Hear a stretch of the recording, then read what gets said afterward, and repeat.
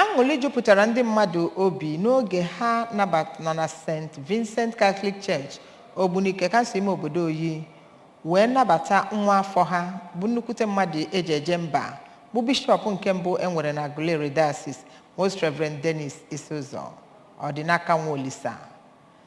Reverend Isizoh bụ onye nke echiri bishọp n'abalị mbụ nke ọnwa Mee n'afọ 2016.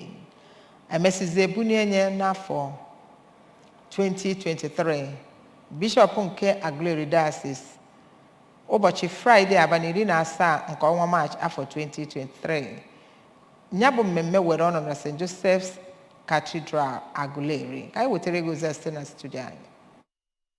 N'okwuchukwu ya ka Most Reverend Isizoh kọwara njem ya dịka ụkọchukwu nakwa etu si bụrụ nnukwu ụkọchukwu n'ụlọụka Katọlik ma kelee Chineke maka ọnọdụ ọhụụ nke o nyere ya. Onye bụ parish priest St. Vincent Catholic Church Ogbunike Reverend Father Augustine Ogbunike kelere Bishop Isizoh ma kpee ekpere ka Chineke nye ya ikike nke ogeji na-achịkwa ya bụ diocese ọhụụ. N'aha Ogbunike Catholic Community, Reverend Father Austin Eze kọwara bishọp ahụ dịka onye mara ihe ekwe na-akwụ nakwa onye ozi nke Chineke ma kelee Chineke n'iji Bishop Isizoh wee na-agbasa ozi ya. N'okwu nnabata na ya bụ mmemme ka odeakwụkwọ nyegara Ogbunike Catholic Community Maazị Norbert Kokwelu sịrị na ọ bụ nnukwu ihe ọṅụ nyegara ya bụ obodo na nwa ha bụ onye Chineke bunyere enu ilekọta ya bụ diocese. Maazị Kokwelu kwere nkwa na ndị Ogbunike Catholic Community ga na-akwado ya bụ bishọp site n'ịna ekpere ya ekpere ka o wee na-aga n'ihu. N'ajụjụ ọnụ nke a gbara ya ka ịnọ n'isi